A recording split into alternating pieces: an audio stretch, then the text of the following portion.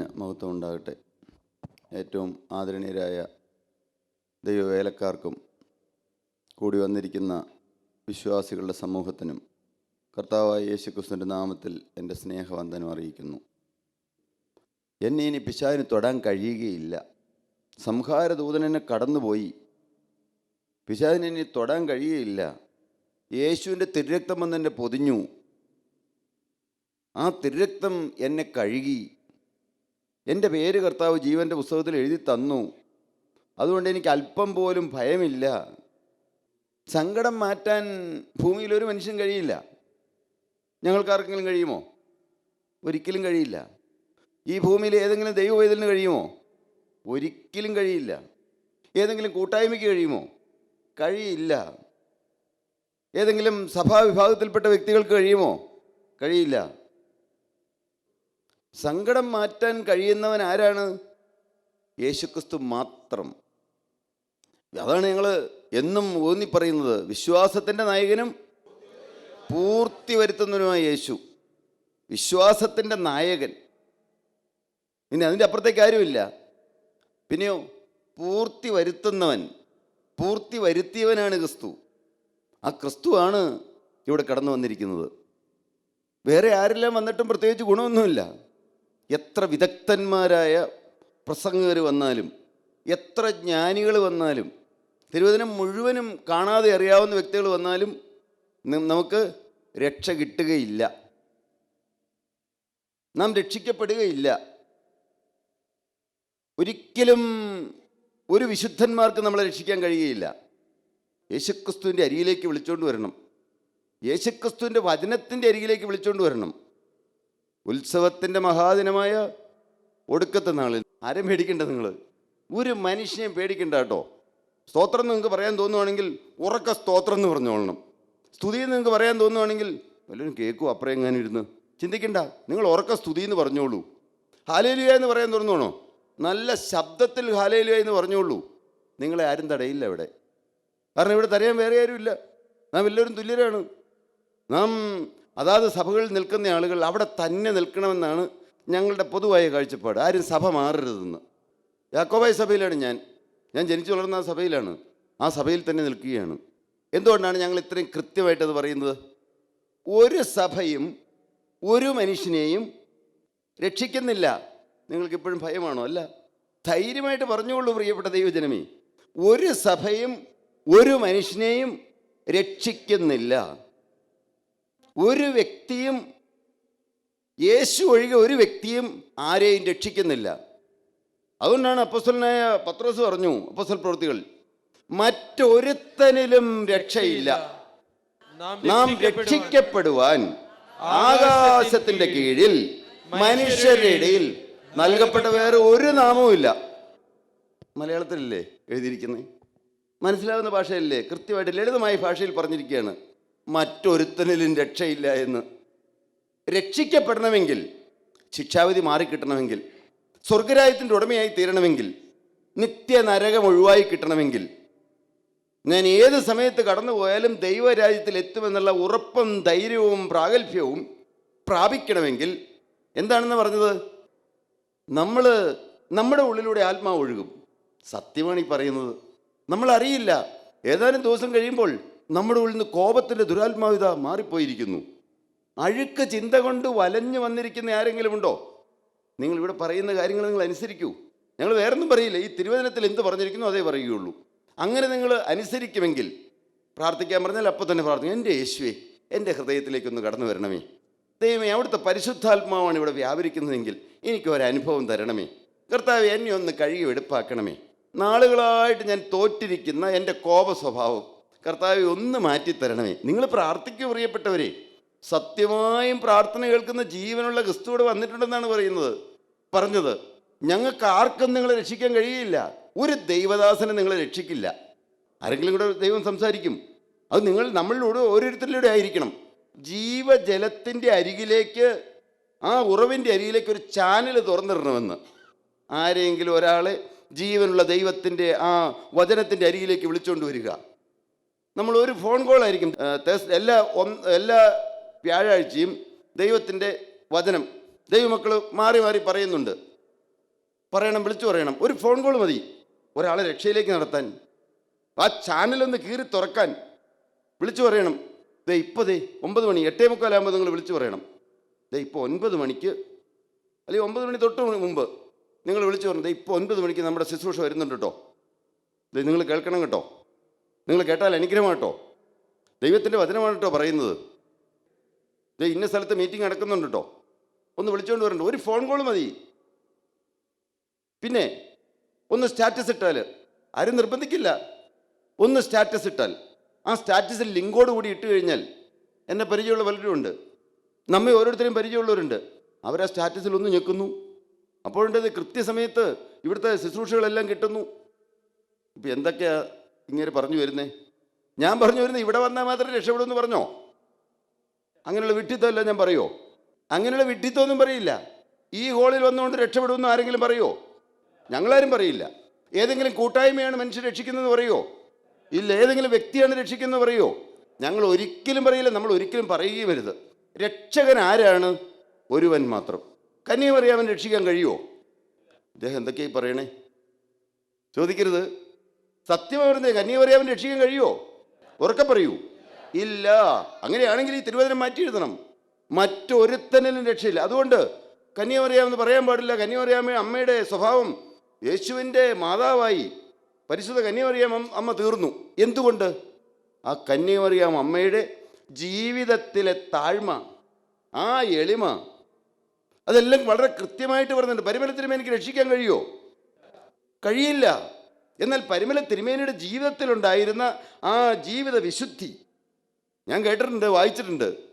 തിരുമേനി കുർബാന ചെല്ലുമ്പോൾ ഇങ്ങനെ കൈ ഇങ്ങനെ കിലുകില വിറയ്ക്കുമായിരുന്നു. കുർബാനയ്ക്ക് നിൽക്കുമ്പോൾ കൈ ഇങ്ങനെ കിലുകില വിറയ്ക്കുമായിരുന്നു. എന്തുകൊണ്ട്? വിറയ്ക്കാൻ കാരണമുണ്ട്. തീയല്ലോ ഈ മദ്ബഹ, തീ അതിനെ ചുറ്റിക്കൊള്ളുന്നു. എന്താണ് പറഞ്ഞതിൻ്റെ അർത്ഥം? തിരുമേനി കാണുകയാണ്, ദർശനത്തിൽ കാണുകയാണ്, സ്വർഗീയ ദർശനം. നിത്യപരിശുദ്ധ തേജോമയനായ ദൈവത്തെ കാണുന്നു. ആ ദൈവം പരിശുദ്ധൻ പരിശുദ്ധൻ പരിശുദ്ധൻ എന്ന് പറഞ്ഞുകൊണ്ട് 2 കൈകൊണ്ട് തീക്കെടുത്ത മാലാഖമാർ, തീയുടെ നിറമുള്ള മാലാഖമാർ, വെള്ള നിറമുള്ള മാലാഖമാരല്ല, വെള്ള ഡ്രസ്സിട്ട മാലാഖമാർ, വെള്ള നിറമുള്ള മാലാഖമാരല്ല, തീയുടെ നിറമുള്ള മാലാഖമാർ, സ്ത്രോപ്പൻ മാലാഖമാർ, 2 അഗ്നിമയ മാലാഖമാർ. അവർ 2 കൈകൊണ്ട് പറന്നു നിന്നുകൊണ്ട്, 2 കൈകൊണ്ട് മുഖം മറച്ചുകൊണ്ട്. എന്തുകൊണ്ടാണ് മുഖം മറയ്ക്കുന്നത്? നിത്യപരിശുദ്ധ തേജോമയനായ ദൈവം, പരിശുദ്ധനായ ദൈവം നേരിട്ടൊരിക്കലും കാണാൻ പറ്റുകയില്ല എന്നുള്ളതുകൊണ്ട്, അത്രമാത്രം തേജസ്സുള്ള ദൈവത്തെ ഇങ്ങനെ മുഖം മൂടിക്കൊണ്ട്, 2 ചെറുകൊണ്ട് കാലുകളെ മൂടിക്കൊണ്ട്, ദൈവം പരിശുദ്ധൻ പരിശുദ്ധൻ പരിശുദ്ധൻ എന്ന് ആർത്തട്ടഹസിക്കുന്ന ആ മാലാഖമാർ ദൈവത്തെ ആരാധിക്കുന്നത് കണ്ടുകൊണ്ട് യെശയ്യാ പ്രവാചകൻ പറഞ്ഞു. എന്താണ് പറഞ്ഞത്? ഞാൻ ഉയർന്നും പൊങ്ങിയിരിക്കുന്ന സിംഹാസനം കാണുന്നു. യെശയ്യാ 6:1 മുതൽ താഴേക്ക് വായിക്കാമോ? അത് തന്നെ പ്രിയപ്പെട്ട തിരുമേനി കണ്ടു, പരിമല തിരുമേനി കണ്ടു. വായിക്കൂ. ഉയർന്നും പൊങ്ങിയിരിക്കുന്ന സിംഹാസനം കണ്ടു. ഉസിയ രാജാവ് മരിച്ച ആണ്ടിൽ കർത്താവ് ഉയർന്നും പൊങ്ങിയുള്ള സിംഹാസനത്തിൽ ഇരിക്കുന്നത്. നമ്മളിതെല്ലാം വായിക്കുമ്പോൾ കർത്താവ് എങ്ങനെ ഇരിക്കുന്നു നമുക്ക് ചിന്തയിലൂടെ കടത്തിവിടാം. തെറ്റല്ലാത്ത ചിന്ത, ഒരു കുഴപ്പമില്ല.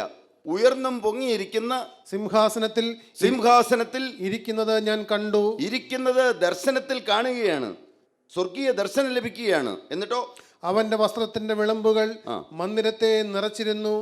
സാറാഫുകൾ അവന് ചുറ്റും നിന്നു. ഓരോരുത്തന് 6 ചിറകുണ്ടായിരുന്നു. 2 കൊണ്ട് അവർ മുഖം മൂടി, 2 കൊണ്ട് കാൽ മൂടി, 2 കൊണ്ട് പറന്നു. വിശദീകരിക്കേണ്ട ആവശ്യമില്ലല്ലോ പ്രിയപ്പെട്ടവരെ, വിശദീകരിക്കേണ്ട ആവശ്യമില്ല. കൃത്യമായിട്ട് കാണുകയാണ്. 2 ചിറകുകൊണ്ട് പറന്നു വന്നു. തീക്കെടുത്ത മാലാഖമാർ, അഗ്നിമയന്മാരായ മാലാഖമാർ വിറച്ചുകൊണ്ട് നിൽക്കുകയാണ്. അത് പ്രവാചകൻ കാണുകയാണ്. പ്രവാചകൻ കണ്ടപ്പോൾ പ്രവാചകൻ പറയുകയാണ്. ആരാണൊരു പ്രവാചകൻ? ദൈവം നാവിലൂടെ മുൻകൂട്ടി വരാൻ പോകുന്ന കാര്യങ്ങൾ പ്രവചിക്കുന്ന വ്യക്തി. ദൈവത്തിൻ്റെ സ്വർഗീയമായ അരുളപ്പാടുകൾ ദൈവത്തിൽ നിന്ന് പ്രാപിച്ച് ജനത്തിന് കൊടുക്കുന്ന വ്യക്തി. അപ്പോസ്തലൻ ഒരു സ്ഥലത്ത് പറയുന്നുണ്ട്, അപ്പോസ്തലനായ പൗലോസ്, നിങ്ങൾ എല്ലാവരും പ്രവാചകന്മാരാണ്, നിങ്ങൾ എല്ലാവരും പ്രവചിക്കുന്നവരാകണമെന്ന്. അത് ഏതെങ്കിലും പ്രത്യേക വ്യക്തികൾക്ക് വെച്ചിരിക്കുന്നതല്ല. ഇതെല്ലാം സത്യവും മനസ്സിലാക്കണം. പ്രവചനം നാം ചോദിച്ചു വാങ്ങിക്കണം. ദൈവത്തിൻ്റെ വചനവുമായിട്ടിരിക്കണം. കർത്താവിനോട് ചോദിച്ചു വാങ്ങിക്കണം. ഇരുന്ന് പ്രാർത്ഥിക്കണം. ദൈവത്തോട് സംസാരിക്കണമെങ്കിൽ എന്ത് വേണം? പ്രാർത്ഥനാ ജീവിതം വേണം. ദൈവം മനുഷ്യരോട് സംസാരിക്കണമെങ്കിലോ വചനം ധ്യാനിച്ചുകൊണ്ടിരിക്കുമ്പോൾ വചനത്തിലൂടെ ദൈവം സംസാരിക്കും. പ്രവാചകൻ കാണുകയാണ്. പ്രവാചകൻ കണ്ടിട്ട് പ്രവാചകൻ എന്താണ് പറഞ്ഞതെന്ന് പറയൂ. ഒരുത്തനോട് ഒരുത്തൻ, സൈന്യങ്ങളെ യഹോവ പരിശുദ്ധൻ പരിശുദ്ധൻ പരിശുദ്ധൻ, സർവ്വഭൂമി അവന്റെ മഹത്വം കൊണ്ട് നിറഞ്ഞിരിക്കുന്നു എന്ന് ആർത്തു പറഞ്ഞു. അവർ ആർക്കുന്ന ശബ്ദത്താൽ ഉമ്മരപ്പടികളുടെ അടിസ്ഥാനങ്ങൾ കുലുങ്ങി, ആലയം പുക കൊണ്ട് നിറഞ്ഞു. ഇതെല്ലാം വിശദീകരിക്കേണ്ടതാണ്, പക്ഷേ മനസ്സിലാക്കൂ. അപ്പോൾ ഞാൻ, എനിക്കയ്യോ കഷ്ടം. അപ്പോഴെന്താണ് പ്രവാചകൻ പറയുന്നത്? അയ്യോ എനിക്ക് കഷ്ടം എന്ന് ആരാ പറയുന്നത്? സാധാരണ മനുഷ്യരാണോ? ഒരു വിശുദ്ധനായ പ്രവാചകൻ പറയുകയാണ്, എനിക്ക് അയ്യോ കഷ്ടം. ഈ ദൈവം ആരാണ് പ്രിയപ്പെട്ട ദൈവജനമേ? ഈ അത്യുന്ന പരിശുദ്ധനായ ദൈവം. എനിക്ക് അയ്യോ കഷ്ടം, ഞാൻ നശിച്ചു, ഞാൻ നശിച്ചു, ഞാൻ ശുദ്ധിയില്ലാത്ത അധരങ്ങളുള്ള ഒരു മനുഷ്യൻ. കേൾക്കണേ, ഞാൻ ശുദ്ധിയില്ലാത്ത അധരങ്ങളുള്ള മനുഷ്യൻ, ശുദ്ധിയില്ലാത്ത അധരങ്ങളുള്ള ജനത്തിന്റെ നടുവിൽ വസിക്കുന്നു. ശുദ്ധിയില്ലാത്ത ജനങ്ങളുടെ നടുവിൽ, ശുദ്ധിയില്ലാത്ത അധരങ്ങളുള്ള ജനത്തിന്റെ നടുവിൽ വസിക്കുന്നു. എന്റെ കണ്ണ് സൈന്യങ്ങളെ യഹോവയായ രാജാവിനെ കണ്ടുവല്ലോ എന്ന് പറഞ്ഞു. അങ്ങനെ കണ്ടതുകൊണ്ടാണ് അന്ന് യെശയ്യാ പ്രവാചകൻ കിലുകിലെ വിറച്ചത്. അതുപോലെയാണ് പരിമല തിരുമേനിയും കിലുകിലെ വിറച്ചത്. പ്രിയപ്പെട്ടവരെ, എന്നാൽ ആ തിരുമേനി നമ്മെ രക്ഷിക്കുമോ? ഉറക്കെ പറയൂ, ഇല്ല. വളരെ കൃത്യമായി പറഞ്ഞിരിക്കുകയാണ്. വായിക്കൂ എബ്രായ ലേഖനം. എബ്രായ ലേഖനം 13-ാം അധ്യായത്തിൻ്റെ 7-8 വാക്യങ്ങളൊന്ന് വായിച്ചു കേൾക്കാം. അതുകൊണ്ട് പരിമല തിരുമേനിയെ ഓർത്താൽ, അല്ലെങ്കിൽ പരിമല തിരുമേനിയുടെ പേര് പറഞ്ഞാൽ എന്തെങ്കിലും ദോഷം വരുമോ? ഇല്ല. കൃത്യമായി തിരുവചനം പറഞ്ഞിരിക്കുകയാണ്. വായിക്കാം. എബ്രായർ 13-7-8. പ്രസംഗിച്ച് എത്ര കൃത്യമായിട്ടാണ് ദൈവത്തിന്റെ തിരുവചനം ആത്മനിറവിൽ പറഞ്ഞിരിക്കുന്നത്. നിങ്ങളോട് ദൈവവചനം പ്രസംഗിച്ച് നിങ്ങളെ നടത്തിയവരെ ഓർത്തുകൊള്ളുവിൻ. നിങ്ങളെ നടത്തിയവരെ ഓർത്തുകൊള്ളുവിൻ എന്നാണ് പറഞ്ഞത്. അവരുടെ പുറകെ വിടക്കാനല്ല പറഞ്ഞത്. നിങ്ങളെ നടത്തിയവരെ ഓർത്തുകൊള്ളുവിൻ. അവരെ ഓർക്കണം. എന്തിനാണ് അവരെ ഓർക്കുന്നത്? അവിടെ കൃത്യമായിട്ട് പറഞ്ഞിട്ടുണ്ട്. ഞാൻ പറഞ്ഞ വാക്കല്ല. പരിശുദ്ധാത്മാവ്, ആത്മനിറവുള്ള വിശുദ്ധനായ ദൈവദാസനായ, 3-ാം സ്വർഗത്തോളം എടുക്കപ്പെട്ടവനായ, നമുക്കൊന്നും അറിയില്ല ഏത് സ്വർഗങ്ങൾ എത്രയുണ്ടെന്ന്, 1, 2, 3, 3-ാം സ്വർഗത്തോളം എടുക്കപ്പെട്ട വിശുദ്ധനായ അപ്പോസ്തലൻ അവിടെ എഴുതിയിരിക്കുകയാണ്, നിങ്ങളോട് ദൈവവചനം പ്രസംഗിച്ച് നിങ്ങളെ നടത്തിയവരെ ഓർത്തുകൊള്ളുവിൻ. അവരെ എന്തിനാണ് ഓർക്കണത്? വായിക്കൂ. അവരുടെ ജീവാവസാനം ഓർത്ത്. കേട്ടോ, അവർ പറഞ്ഞേക്കണ എന്താണ്? അവരുടെ ജീവിതത്തിന്റെ അവസാനം ഓർത്ത്, ജീവാവസാനം ഓർത്ത് അവരുടെ വിശ്വാസം അനുകരിപ്പിൻ. അവരുടെ വിശ്വാസം അനുകരിക്കാനാ പറഞ്ഞേക്കണേ. അങ്ങനെയല്ലേ പറഞ്ഞേക്കണേ? ഈ തിരുവചനമല്ലേ നമുക്ക് ആധാരം? വേറെ ഒന്നുമല്ല ആധാരം. ഒരു സഭയുടെ ഒരു പ്രമാണമല്ല ആധാരം.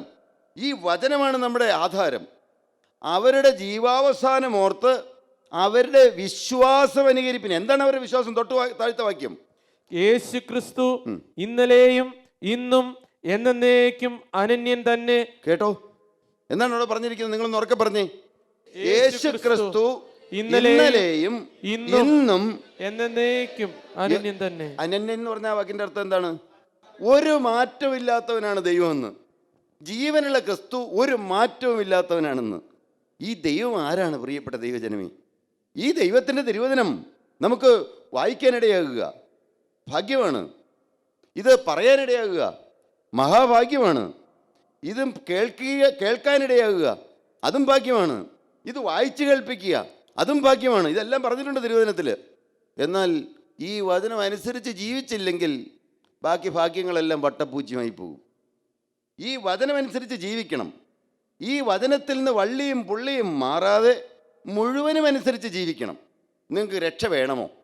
കുറുക്കുവഴിയൊന്നുമില്ല, എളുപ്പവഴിയൊന്നുമില്ല.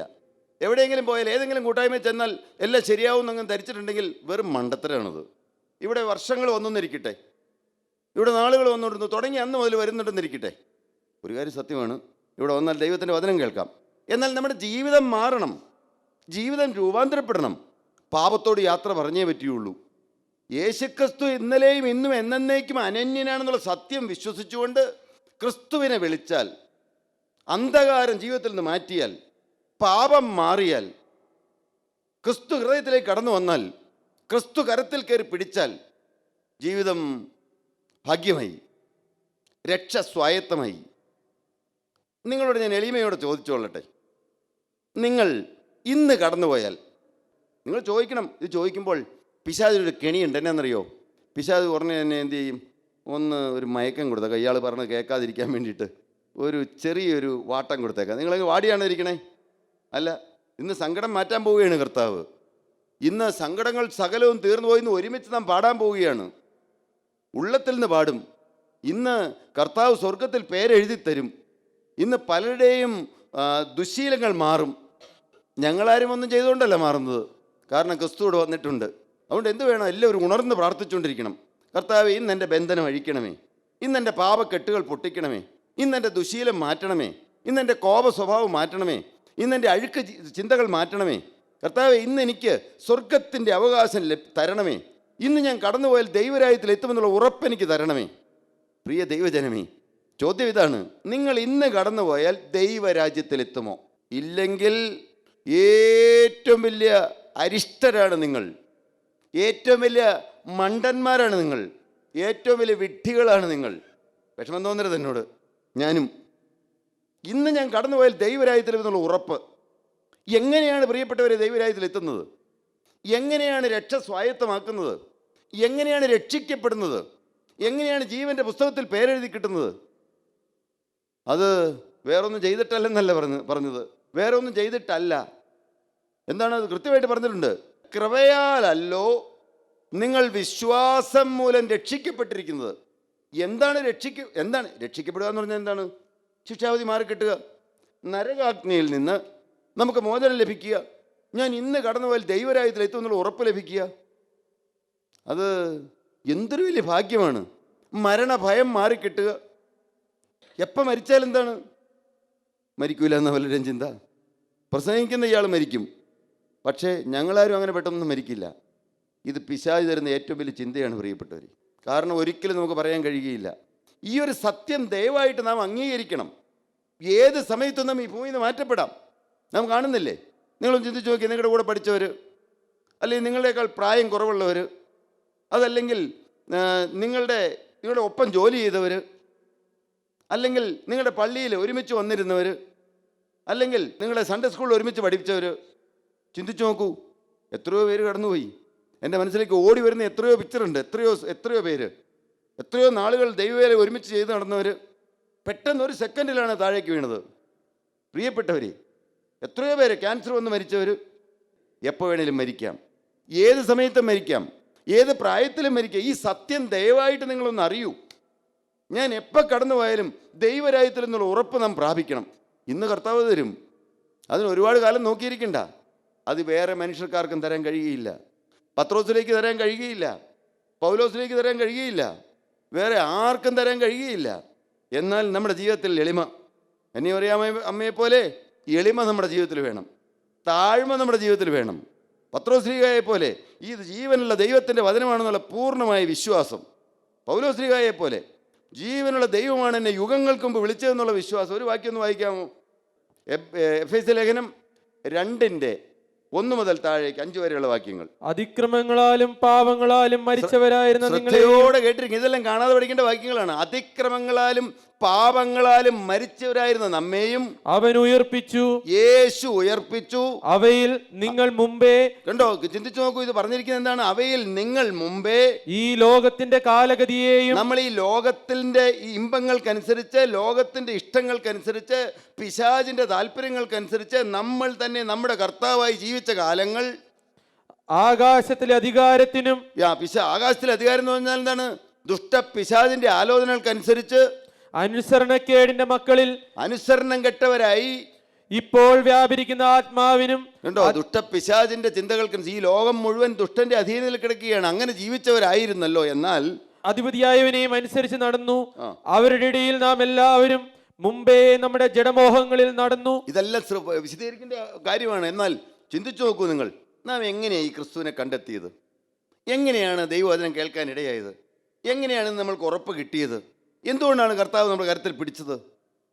കരുണാസമ്പന്നനായ ദൈവമോ നമ്മെ സ്നേഹിച്ച മഹാസ്നേഹം നിമിത്തം.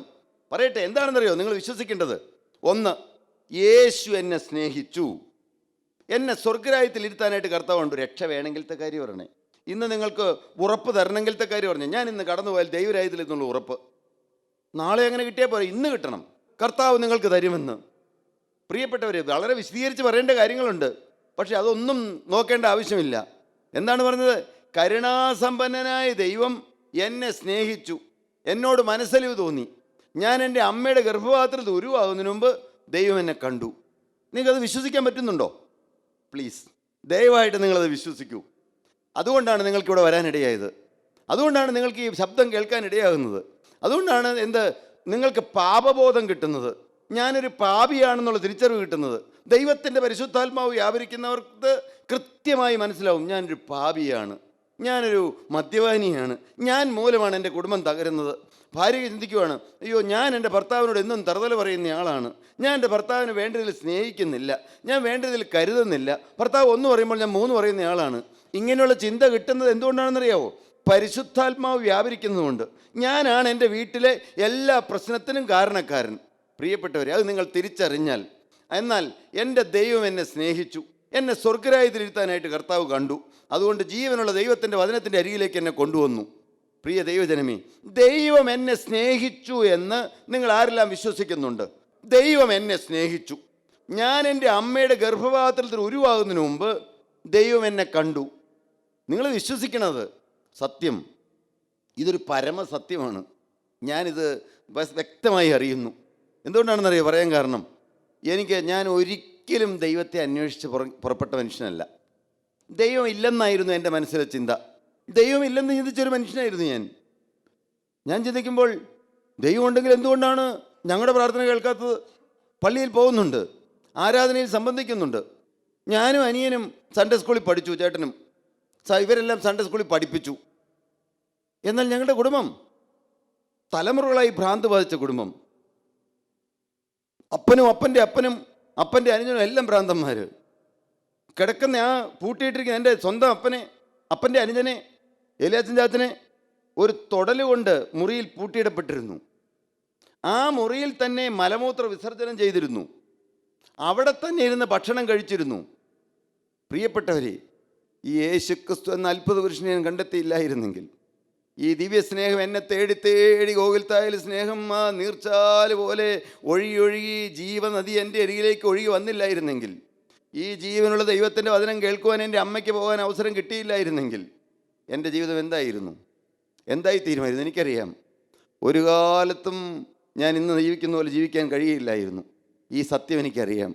കരുണാസമ്പന്നനായ ദൈവം നമ്മെ ഓരോരുത്തരെയും സ്നേഹിച്ചു. ജീവനുള്ള ദൈവത്തിൻ്റെ വചനത്തിൻ്റെ അരികിലേക്ക് നമ്മെ കൊണ്ടുവന്നു. ഈ വിളിച്ച ദൈവം വിശ്വസ്തനാണ്. പ്രിയ ദൈവജനമേ, ദൈവം ഒരിക്കലും ഇട്ടിട്ട് പോവുകയില്ല. നിങ്ങൾ ഒരു കാര്യം മാത്രം ചെയ്താൽ മതി.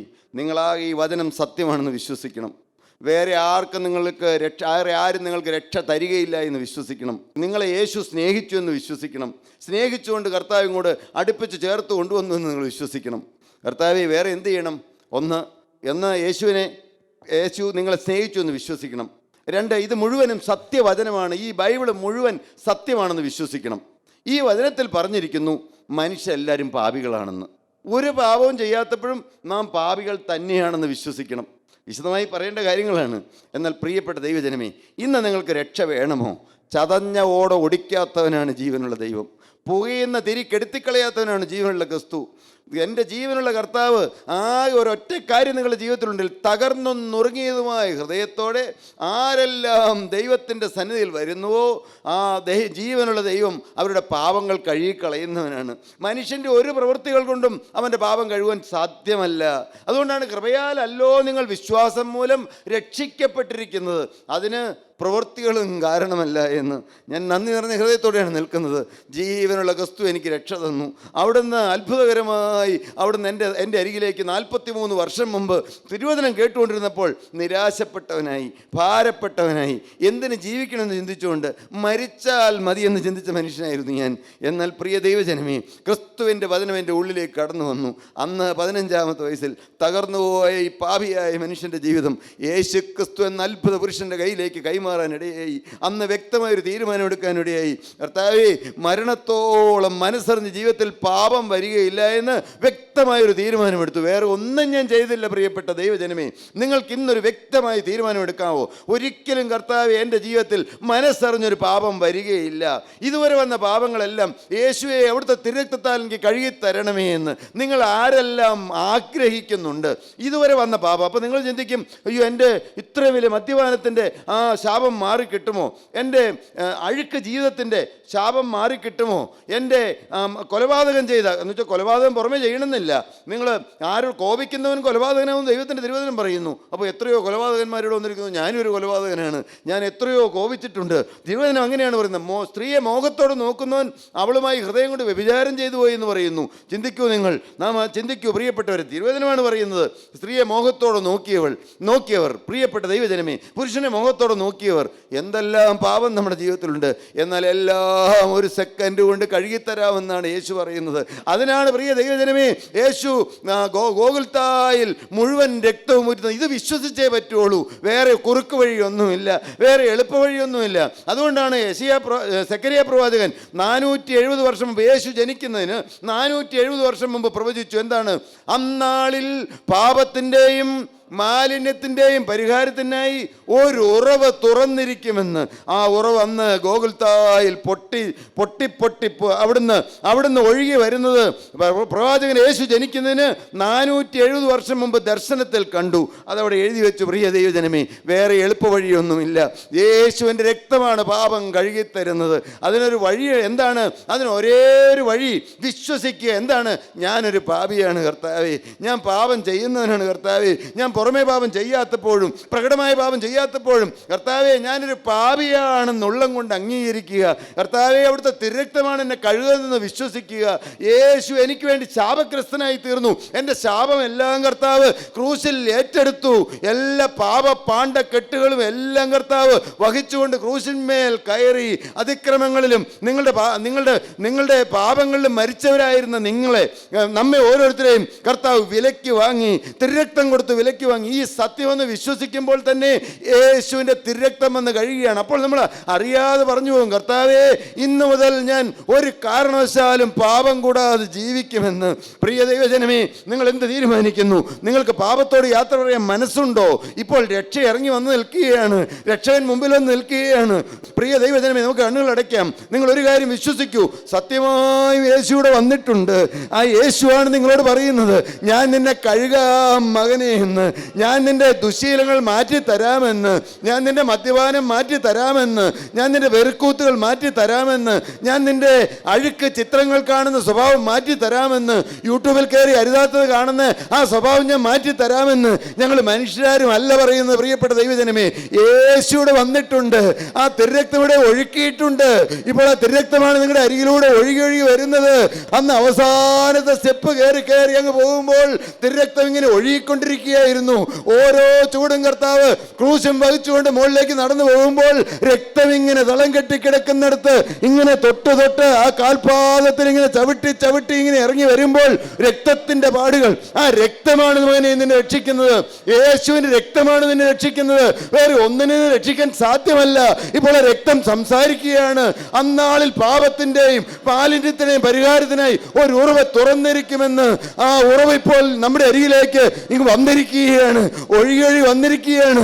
ഉത്സവത്തിന്റെ മഹാദിനമായി ഒടുക്കുന്ന നാളിൽ യേശു പറഞ്ഞു, ദാഹിക്കുന്നവനെല്ലാം അവന്റെ അടുക്കൽ വരട്ടെ എന്ന്. ഇന്ന് ആരെല്ലാം ദാഹത്തോടെ വന്നിട്ടുണ്ട്? കർത്താവേ, എൻ്റെ പാപം ഒന്ന് മാറിക്കിട്ടണം, എൻ്റെ മദ്യപാനം ഒന്ന് മാറിക്കിട്ടണം, എൻ്റെ വെറുക്കൂത്തൊന്ന് മാറിക്കിട്ടണം, എൻ്റെ അഴുക്ക് ചിന്തകളൊന്ന് മാറിക്കിട്ടണം, എൻ്റെ രോഗത്തിന്മേൽ അവിടുത്തെ കരം വെക്കണം. യേശു വന്നിട്ടുണ്ട് മകനെ, യേശുവിടെ വന്നിട്ടുണ്ട്. ആ യേശുവിനെ കണ്ടുകൊണ്ടാണ് ഞങ്ങൾ പറയുന്നത്. യേശു നിങ്ങളെ പേര് ചൊല്ലി വിളിക്കുന്നുണ്ട്. ആ നിങ്ങളുടെ കരുതൽ ചാടി പിടിക്കുവാനായിട്ട് കാണാനായിട്ട് കർത്താവ് ആവലോട് നിൽക്കുകയാണ്. വേറെ ഒന്നും കർത്താവ് ചോദിക്കുന്നില്ല. ആ ഒരേ ഒരു കാര്യം യേശു പറയുകയാണ്, നീ വിശ്വസിക്കും അവനെ. തിരുവചനം പറയുന്നു, വിശ്വസിക്കുന്നവർക്ക് യേശു തന്റെ രക്തം മൂലം പ്രായശ്ചിത്തമാകുവാൻ ദൈവനെ പരസ്യമായി നിർത്തിയിരിക്കുന്നു. വേറെ ഒന്നും വിശ്വസിക്കുന്നുണ്ട്. എൻ്റെ യേശു എനിക്ക് വേണ്ടി മരിച്ചു, എൻ്റെ യേശു എനിക്ക് വേണ്ടി അവസാന തുള്ളി രക്തം വരെ ഊറ്റി. അത് നിങ്ങളൊന്ന് വിശ്വസിക്കൂ പ്രിയപ്പെട്ടവരെ. എൻ്റെ യേശു എന്നെ രക്ഷിക്കും. എൻ്റെ യേശുവാണ് എന്നെ ഇങ്ങോട്ട് വിളിച്ചുകൊണ്ട് വന്നത്. എൻ്റെ യേശു സ്നേഹം മാത്രമാണ്. നിങ്ങൾ ആരെല്ലാം വിശ്വസിക്കുന്നുണ്ട്, ആരെല്ലാം ഈ സത്യം അറിയുന്നുണ്ട്, ആർക്കെല്ലാം രക്ഷ വേണം, ആർക്കെല്ലാം സ്വർഗ്ഗരാജ്യത്തിന്റെ അവകാശം വേണം, ആരുടെ എല്ലാം പേര് ജീവന്റെ പുസ്തകത്തിൽ എഴുതി കിട്ടണം. നിങ്ങൾ വെറുതെ പറയുന്ന വാക്കായിട്ട് കരുതരുത്.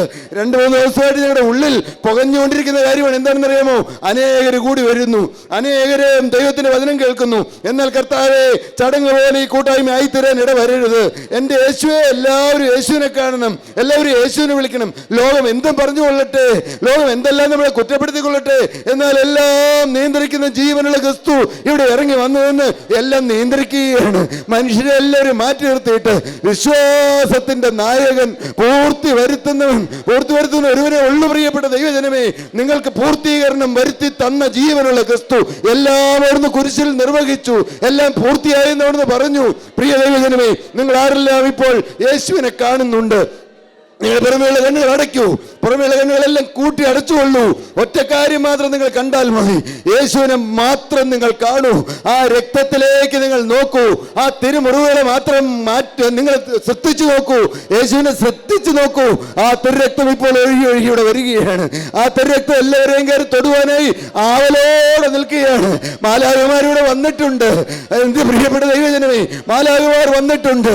മാലാഖമാർ നിങ്ങളുടെ ഹൃദയത്തിൽ ഉത്തേജനം തരികയാണ്, നിങ്ങളെ ഉദ്ദീപിക്കുകയാണ്. പറയൂ, തീരുമാനം എടുക്കുമെന്ന് പറയുകയാണ്. ഇപ്പോൾ നിങ്ങൾ ഈ സമയം കടന്നു പോകരുത്. നിങ്ങൾ ഒറ്റക്കാര്യം മാത്രം ചെയ്യൂ. പാപത്തോട് എന്നേക്കുമായി യാത്ര പറയൂ, പിശാചിനോട് എന്നേക്കുമായി യാത്ര പറയൂ. യേശുവിനെ രക്ഷകനായി സ്വീകരിക്കൂ. യേശു നമ്മുടെ ഹൃദയങ്ങളിലേക്ക് വരട്ടെ. യേശു നമ്മുടെ കർത്തൃത്വം ഏറ്റെടുക്കട്ടെ. അവനെ കൈക്കൊണ്ട് അവന്റെ നാമത്തിൽ വിശ്വസിക്കുന്ന ഏവർക്കും ദൈവ മക്കളാകുവാൻ യേശു അധികാരം കൊടുത്തു. പിതാവാദയും അധികാരം കൊടുത്തു. എൻ്റെ കർത്താവേ, ഇന്ന് ഒരൗഞ്ച് പോലും ജീവന്റെ പുസ്തകത്തിൽ പേരെഴുതി കിട്ടാതെ ഇവിടുന്ന് കടന്നു പോകരുത് കർത്താവേ. ഞങ്ങൾ ഒരുമിച്ച് യാചിക്കുകയാണ്. ഞങ്ങൾ എല്ലാവരും കൈകോർത്ത് പിടിച്ചുകൊണ്ട് യാചിക്കുകയാണ്. എവിടെയെല്ലാം ഈ യൂട്യൂബിൽ ഇരുന്ന് കേൾക്കുന്നുണ്ടോ, ഞങ്ങൾ ഒരുമിച്ച് കൈയൊന്ന് കോർത്ത് പിടിക്കുകയാണ്. കർത്താവേ, ഇപ്പോൾ ഈ ജനത്തിന്റെ മേൽ അവിടുത്തെ തിരുരക്തം തളിക്കണമേ, അവിടുത്തെ തിരുവസ്ത്രത്തിന്റെ തൊങ്ങൽ തൊടുവിക്കണമേ. കർത്താവേ, രോഗം മാറ്റണമേ, അത്ഭുതം പ്രവർത്തിക്കണമേ. തിരുരക്തത്താൽ എല്ലാവരുടെയും പാപങ്ങൾ കഴുകി കൊടുക്കണമേ. എൻ്റെ അപ്പാ, അവിടുന്ന് ഇന്ന് ഞങ്ങൾ മധ്യത്തിൽ ഉള്ളതിനായി സ്തുതി. അവിടുന്ന് ഇവിടെ ഇറങ്ങി വന്ന് അത്ഭുതം പ്രവർത്തിച്ചുകൊണ്ടിരിക്കുന്നതിനായി സ്തോത്രം. രോഗികളുടെ മേലെ അവിടുത്തെ കരം വെച്ചുകൊണ്ടിരിക്കുന്നതിനായി സ്തോത്രം. കർത്താവേ, ഇപ്പോൾ ഞങ്ങളൊന്ന് പറഞ്ഞുകൊള്ളട്ടെ, ആരെല്ലാം പറയുന്നുണ്ട് യേശു മുമ്പിൽ വന്ന് നിൽക്കുന്നുവെന്ന്, ആരെല്ലാം വിശ്വസിക്കുന്നുണ്ട്? സ്വർഗരാജ്യത്തിന്റെ ഉടമസ്ഥാവകാശം നിങ്ങൾക്ക് തരികയാണ്. പ്രിയ ദൈവജനമേ, നിങ്ങൾ പറയൂ, എൻ്റെ യേശുവേ, എന്റെ പ്രിയങ്കരനായ യേശുവേ, എനിക്ക് വേണ്ടി അവസാന തുള്ളി രക്തവും ഊറ്റിത്തന്ന യേശുവേ, എനിക്ക് വേണ്ടി അവസാന തുള്ളി രക്തവും ഊറ്റിത്തന്ന യേശുവേ, അവിടുന്ന് എനിക്ക് വേണ്ടി മരിച്ചു എന്ന് ഞാൻ വിശ്വസിക്കുന്നു. അവിടുന്ന് ഉയർത്തെഴുന്നേറ്റ് ജീവിക്കുന്നു എന്ന് ഞാൻ വിശ്വസിക്കുന്നു. ഞാൻ യേശുവിനെ കർത്താവായി ഹൃദയത്തിലേക്ക് സ്വീകരിക്കുന്നു. ഇനി ഒരിക്കലും ഞാൻ പിശാചിനിടം കൊടുക്കുകയില്ല. പാപത്തോട് എന്നേക്കുമായി യാത്ര പറയുന്നു. പിശാചിനോട് എന്നേക്കുമായി യാത്ര പറയുന്നു. നിങ്ങൾ ആരും പറയാതെ അറിയിക്കരുത് കേട്ടോ. ഇത് വിലപ്പെട്ട സമയമാണ്, വിലയേറിയ സമയമാണ്. നിങ്ങൾ സത്യം വിശ്വസിക്കൂ പ്രിയപ്പെട്ടവരെ. ഞങ്ങൾ കണ്ടുകൊണ്ടാണ് പറയുന്നത്. യേശു എന്ന അരികിൽ നിൽക്കുകയാണ്. യേശു കഴുകാൻ തിരുരക്തം, ഇവിടെ കർത്താവ് തിരുരക്തത്താൽ എല്ലാവരെയും കഴുകാമെന്നാണ് പറയുന്നത്. ഇന്ന് തന്നെ കഴുകാമെന്നാണ് പറയുന്നത്. ഇനി വീണ്ടും നിങ്ങൾക്ക് പറഞ്ഞു തരാം, എൻ്റെ യേശുവേ, അവിടെ എനിക്ക് വേണ്ടി മരിച്ചതിനാൽ ഇന്ന് മുതൽ ഞാൻ നിനക്കായി ജീവിക്കും. ആരെല്ലാം അങ്ങനെ പറഞ്ഞു? പ്രിയപ്പെട്ട ദൈവത്തിന് ഒരു ചാൻസ് കൂടി തരികയാണ്. നിങ്ങൾ കടന്നു പോയെങ്കിലോ യുദ്ധങ്ങളെല്ലാം കൊടുമ്പിരിക്കൊണ്ട് വരികയാണ്. എന്തെല്ലാമാണ് ഈ ലോകത്ത് സംഭവിക്കാൻ പോകുന്നത്? അടുത്ത മീറ്റിംഗ് നമുക്ക് വരാൻ കഴിയുമോ അറിഞ്ഞുകൂടാ. ഇപ്പോൾ കഴിയുന്ന സമയമാണ്. നിങ്ങളൊന്ന് വിശ്വസിക്കൂ പ്രിയപ്പെട്ട ദൈവജനമേ.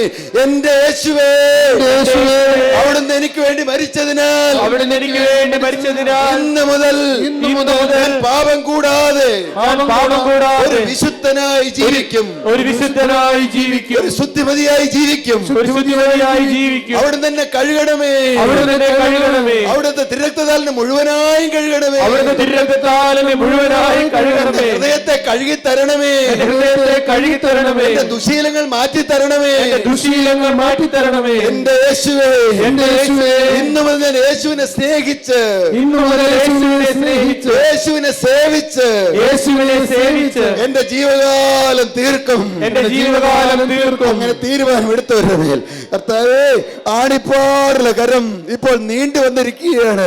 ആ കരത്തിലേക്ക് നിങ്ങൾ ആരും കണ്ടു തുറന്നിരിക്കണ്ട. ആ കരത്തിലേക്കൊന്ന് രണ്ട് കരമൊന്ന് നീട്ടി കൊടുക്കാമോ? യേശു ഇങ്ങനെ ചാടി പിടിക്കാൻ കർത്താവ് ആവലോട് നിൽക്കുകയാണ്. നിങ്ങളെ കരം നീട്ടി കൊടുക്കൂ. ആ കരം നീട്ടിയവരുടെ മേൽ കർത്താവിന്റെ കരം ആ ചാടി പിടിച്ചു. നിങ്ങൾ വിശ്വസിക്കൂ, യേശുവിന്റെ കരമാണ് നിങ്ങൾ പിടിച്ചിരിക്കുന്നത്. അടുത്ത ദിവസം നിങ്ങൾ കാണും പ്രിയപ്പെട്ടവരെ, നിങ്ങളുടെ ഹൃദയത്തിന്റെ പാപങ്ങൾ മാറുന്നത് കാണും, നിങ്ങളുടെ ദുശീലങ്ങൾ മാറുന്നത് കാണും, നിങ്ങളുടെ രോഗം മാറുന്നത് കാണും. യേശുവിടെ വന്നിട്ടുണ്ട്. എൻ്റെ അപ്പ, എല്ലാവരെയും തൊടണമേ, എല്ലാവരെയും കഴുകണമേ, എല്ലാവരുടെയും പാപങ്ങൾ സമുദ്രത്തിന്റെ ആഴങ്ങളിലേക്ക് എറിഞ്ഞു കളയണമേ. പാപം മാറിയവരായി, സങ്കടങ്ങൾ തീർന്നുപോയി, സംഹാരദൂതൻ എന്നെ കടന്നുപോയി, ഇനി ഞാൻ ഫറവോന് അടിമയല്ല, ഇനി ഞാൻ സാത്താൻ അടിമയല്ല എന്ന് ആ സങ്കീർത്തനം പാടിക്കൊണ്ട്, സന്തോഷഗീതം പാടിക്കൊണ്ട് എല്ലാവർക്കും പോകാൻ ഭാഗ്യം നൽകണമേ. ഞങ്ങളെ എല്ലാവരെയും അനുഗ്രഹിക്കണമേ, ഞങ്ങളെ കഴിവെടുപ്പാക്കണമേ. എല്ലാ യേശുവിൻ നാമത്തിൽ പ്രാർത്ഥിക്കുന്നു, കേൾക്കണമേ. ആമേൻ. ആമേൻ.